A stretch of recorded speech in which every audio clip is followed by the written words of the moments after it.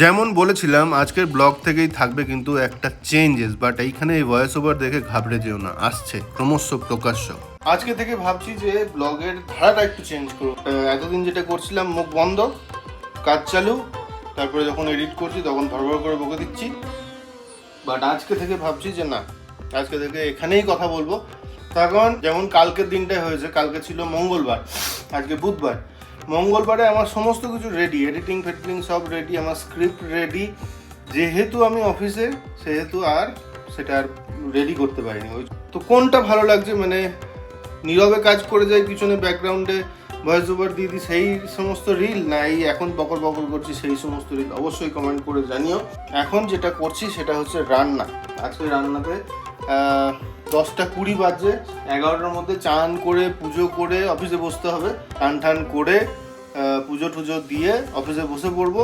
অফিসে যখন লাঞ্চের ব্রেকে উঠবো তখন একটু এদিক ওদিক শর্টে করে চান হয়ে গেল, পুজো দেওয়া হয়ে গেল। ঘড়িতে বাজছে পুরো 11টা। আর এখানে এই যে দুপুর দাদাকে রেডি করে দিয়েছি, ঠাকুরের আসন মোটামুটি পুজো দেওয়া হয়ে গেছে। একজন ফেসবুকে না কোথাও একটা কমেন্ট করেছিল যে গপু দাদার বাসিটা আমরা নাকি উল্টো। এইখানে যদি দেখো রাধা মাধবের হাতে কিন্তু এই সাইডেই, মানে কি বলবো, বাঁ দিকে, আমার বাঁ দিকে, তো গপু দাদারও কিন্তু বাঁ দিকেই আছে।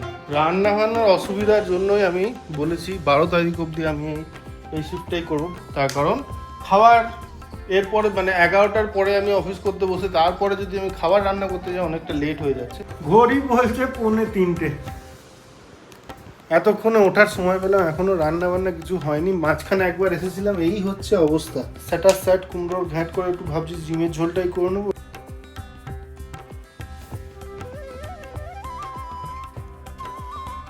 চলো দেখা যাক এবার কিরকম কালার, কি ব্যাপার হলো।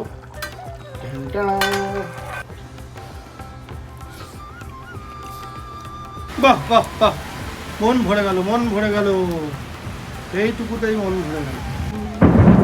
বাবা গুরু গুরু গুরু গুরু ঘন মেঘ গরজে পর্বত শিখরে ধরণীর ঝড় জনকল্লোলে ব্যাধের চরণ ধ্বনি শুনিতে না পায় গিরি হরি